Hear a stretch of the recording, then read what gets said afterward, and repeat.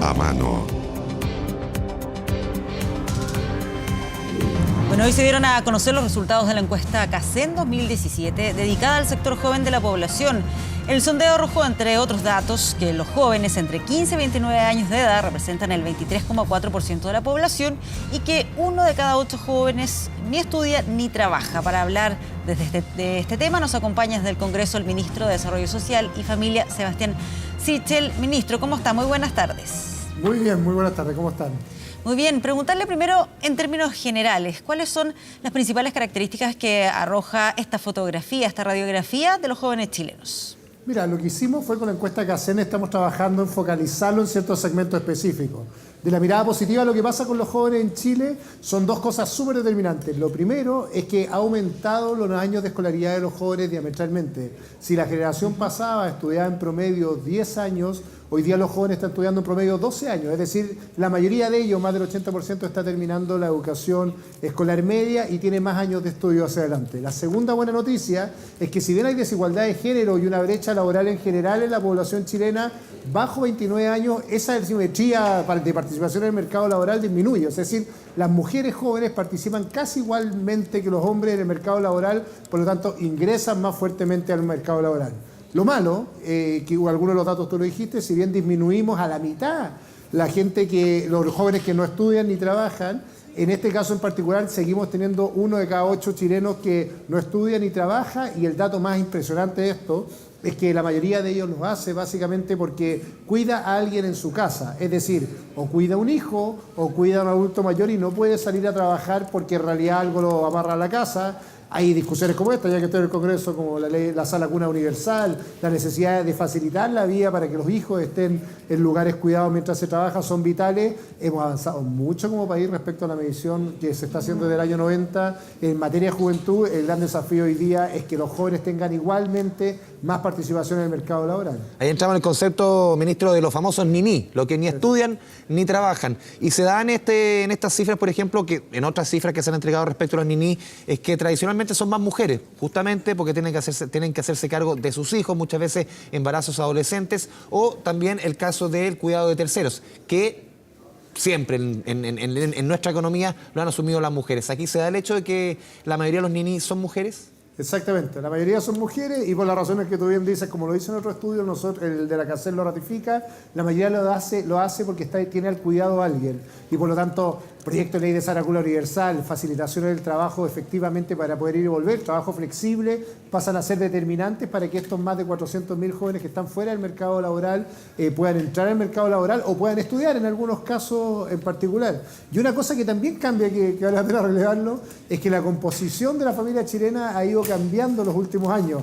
Si en la generación mía, yo tengo 42 años, nos casábamos antes de los 30 años, más del 30% de la población, hoy día los menores de 29 años, solo el 4% de la población se está casando y el 16% convive. O sea, un 20% ha tomado la decisión de vivir en pareja, formar familia, y el otro 80% no ha formado familia. Y además, la mitad de los jóvenes todavía a esta edad vive con sus padres, es decir, mantiene su residencia en la casa, lo que significa en la práctica es que o están alargando sus años de estudio o están recibiendo sus primeros ingresos. No sé si les gusta a los papás eso sí.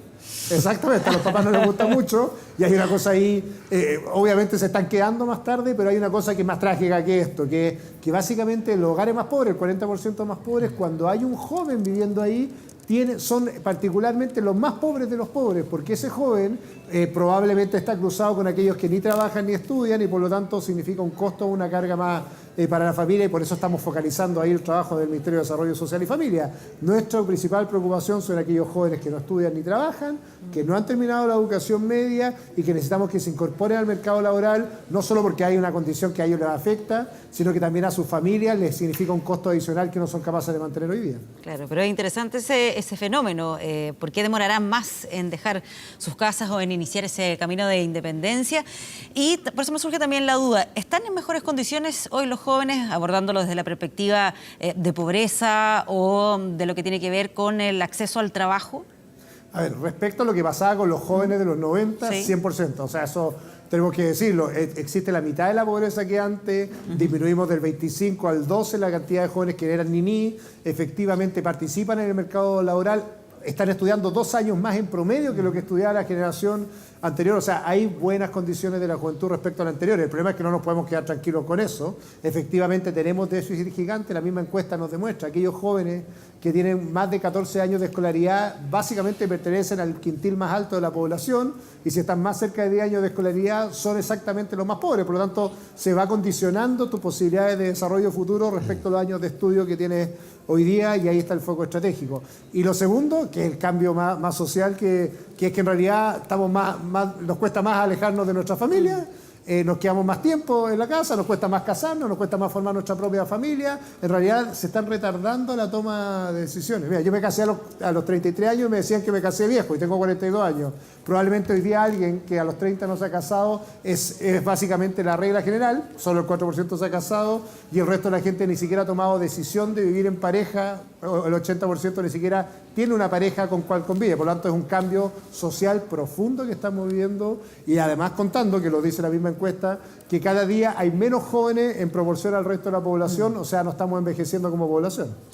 Mira, ministro, y también me casé a los 33, así que es una buena edad. Así que hay que verle el lado, Pero positivo. ¿cuántos años tienes tú? Yo tengo 40. Ah, viste, claro. Éramos de los que casamos medio tarde, pero ahora seríamos unos adolescentes casándonos. Puntualmente, ministro, alcanzan a ser considerados en esta encuesta, que es entre los 15 y los 29 años. No, hace rato ya pasamos el rango. Aclaremos el punto. Justamente, ministro, usted lo mencionaba al final de la última respuesta, el porcentaje de población que tiene entre 15 y 29 años. Pasamos del 28% al 23%, una población que se está envejeciendo.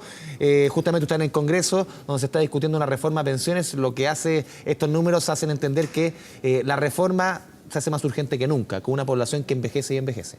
Obvio, este estudio nos dice 2 cosas que están pasando aquí al ladito, que son urgentes. Uno, ya lo dije, la necesidad de la ley de Sala Cuna Universal es urgente, porque ahí está el principal factor crítico para que los jóvenes se metan al mercado laboral. Y 2, una población que se envejece evidentemente aumenta el costo social o el costo fiscal para seguir manteniéndose adelante. La reforma de pensiones que propusimos como gobierno busca desde enero mejorar las pensiones en esa lógica. Cada día más tenemos que acostumbrarnos que vamos a ser una generación o una sociedad que va a tener 4 a 5 generaciones vivas dentro de su casa. La mayoría de nosotros que tenemos 40 años, en realidad conocimos a nuestros abuelos y vivían hasta los nietos en una casa. Hoy día en muchos hogares chilenos hay desde bisabuelos a bisnietos viviendo en el mismo espacio físico, con las mismas necesidades económicas, y la necesidad, por lo tanto, de tener políticas públicas que abarquen este abanico completo son mucho más relevantes en adelante. Si vemos números positivos también, ministro, la participación laboral de hombres y mujeres, la brecha en esta edad es mucho menor que mientras más va creciendo un poco la población. ¿Por qué se da en esta edad que la brecha de participación laboral,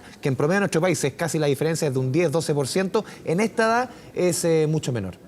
2 buenas noticias ahí, que es lo que tú dices. La primera es porque se empezó a cortar la brecha también en los años de escolaridad entre hombres y mujeres. Antiguamente, o en los 90, efectivamente los años de escolaridad cambiaban diametralmente entre hombres y mujeres. Mientras los hombres estaban más cerca de los 11 años, las mujeres estaban más cerca de los 9 años, y hoy día son casi iguales. Eso significa que están igualmente preparados para el mercado laboral y por lo tanto acceden a iguales oportunidades laborales. Y hay una segunda razón que yo creo que tiene que ver con el patrón cultural, que efectivamente generaciones más jóvenes entran al mercado laboral igualitariamente, y hombres y mujeres nos dedicamos finalmente a la casa o al trabajo de manera igual. Hay un desafío gigante, como lo decía, cuando uno le hace el análisis al dato duro de quienes se están quedando en la casa, ahí sí son más mujeres, y por lo tanto probablemente podría haber incluso más participación femenina si tuviéramos un mejor sistema de cuidado infantil o leyes de Sala Cuna, por esa lógica. Pero muy buena noticia, los dilemas del pasado de Chile que tenían que ver con la brecha de género, por lo menos bajo 29 se están disminuyendo, y tiene que ver con que hemos hecho algunas cosas bien ahí. Claro, para cerrar este tema nada más, de acuerdo a estos datos, ¿qué tipo de iniciativas se pueden impulsar desde su ministerio para que efectivamente se puedan abordar estos desafíos que plantean estas cifras? Mira, primera preocupación tiene que ver con la gente que no termina cuarto medio, que tiene que ver con la posibilidad de empleo, pero con algo mucho más profundo, que es la dignificación de la vida. Finalmente, los que obtienen licencia media y terminan su colegio cierran una etapa que también significa una relación distinta con la sociedad. Nuestro foco está ahí. Ojo que en los jóvenes este problema es menor que en el resto de la población. 5 millones de chilenos no han terminado la educación media, y vamos a lanzar en poco tiempo un programa especial para eso, con foco en los 5 millones y particularmente en los jóvenes. Pero hoy día lanzamos este estudio sobre un centro de capacitación porque con el CENSE estamos focalizando en el 60% más pobre de la población programas de formación y capacitación gratuita para aquellos que no han terminado cuarto medio, pero pueden en el CENSE postular a cursos de gafitería, de carpintería, que les permitan adaptarse al mercado laboral y entrar más rápido. Segunda cosa, en la misma lógica, avanzar en los modelos legislativos que tenemos que avanzar, vacuna y protección en general a la clase media. Y hay una cosa también igualmente de fondo, seguimos trabajando en disminuir las brechas de género en general, incentivando el emprendimiento, la generación de negocios propios en el mundo femenino, que es lo que me tocó a mí hacer en la Corfo y lo sigo haciendo ahora desde el Ministerio, de manera también de facilitar la entrada al mercado laboral de las mujeres que tienen al cuidado a sus hijos o hombres que tienen al cuidado a sus hijos. Ministro, lo quiero llevar a otros temas, llevarlo a la discusión política. Usted es miembro, obviamente, del gabinete del presidente Sebastián Piñera.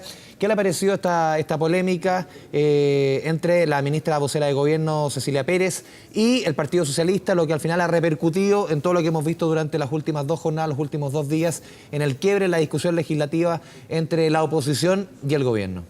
Mira, yo quiero ser bien justo acá. La polémica se da en el marco de una acusación constitucional. Aquí, perdón por la información, yo hacía clase de Derecho Constitucional mucho tiempo, que sin ningún fundamento, que busca otra vez hacer fuegos de artificio en materia legislativa y que entrampa toda conversación legislativa, que además fue intencionada políticamente. Finalmente aquí otra vez se busca tratar de derribar a una ministra de Educación de cualquier signo político, que creo que ha sido una pésima política para Chile, y finalmente el Congreso no tiene que ser un lugar en que nos agarramos a coscacho, coloquialmente, o más bien usamos las herramientas que nos da la Constitución jurídica para derribar ministros, porque esto fue una muy mala práctica a fines del siglo XIX, movilizó la democracia y es una muy mala práctica en el mundo de hoy. Y por lo tanto, si ese es el campo de la política en que quería entrar el Partido Socialista, también tiene que someterse finalmente a una crítica pública que ha sido sostenida y conocida por todos, que tiene que ver con el involucramiento de ciertos militantes de la comuna de San Ramón, cruzados por reportajes que la misma prensa ha hecho con materia de narcotráfico. Pero la verdadera conversación que a mí me interesa por lo menos y que al gobierno nos interesa tiene que ver con cómo usamos las herramientas que la Constitución nos justifica. En realidad es tan impresionante esto que después de este enojo respecto al diálogo político vuelven a usar la Constitución constitucional como herramienta finalmente política, o la legislación en sala o comisiones para excluir a subsecretarios como herramienta política. Ojalá dejemos de usar el campo de lo legislativo como un espacio finalmente de batalla política y lo usemos como lo que es, un lugar para aprobar leyes en beneficio de los chilenos y acelerar los procesos de tramitación legislativa. Claro, ministro, entiendo la preocupación que tiene por el efecto que esto puede tener en la discusión legislativa, pero para entender nada más, ¿usted respalda los dichos de la ministra Cecilia 100%, Pérez? 100%. El vincular, en el fondo, lo de la acusación constitucional con los vínculos eventuales del Partido Socialista con el narcotráfico. ¿Está de acuerdo con eso? Lo que hizo la ministra no fue vincular la acusación, fue decir, finalmente el Partido Socialista usa las herramientas legislativas para instrumentarla finalmente en el debate político cuando tiene deudas políticas que responder respecto a aclarar la situación de ciertos militantes en el territorio. Yo creo que esa es la conversación que debió haber respondido, como dijo el presidente, pero cuando entró en el campo de la política, los instrumentos constitucionales, mezcló una acusación que es una herramienta legítima, jurídica, que existe, y por lo tanto también tiene legítimamente que entrar en el campo de la política y responder las preguntas que se le hagan, que es parte del margen de esta conversación. Ministro, en otro ámbito lo quiero llevar a la investigación que se está llevando en el Vaticano por un caso de abuso sexual que se acusa al tío del presidente de la República. Hablamos de Bernardino Piñera. Le quiero preguntar puntualmente por las declaraciones del presidente. Usted como ministro, lo que dijo ayer, que le cuesta creer una acusación 50 años después. También hoy día el tuit, por ejemplo, del ministro de Salud, Jaime Mañalich, quien dice: cuesta creer en el cuento del tío. Hace un mes se promulgó la ley de imprescriptibilidad de delitos sexuales contra menores de edad. ¿Qué le parece justamente estas declaraciones del presidente y también del ministro Mañalich? Mira, toda denuncia y todo acto tiene que ser investigado hasta las últimas consecuencias, y en eso el mensaje nuestro es claro, y particularmente mío es claro. Creo que aquí no caben ni las defensas corporativas individuales, por lo tanto tiene que investigarse cualquier tipo de denuncia.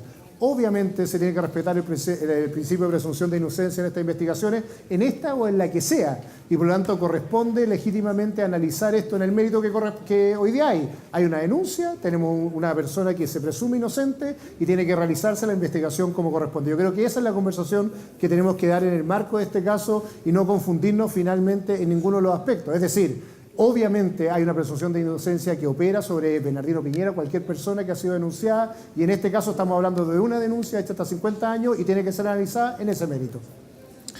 Ministro Sichel, muchas gracias por esta conversación con Canal 24 Horas. Muy buenas tardes. Muy buenas tardes.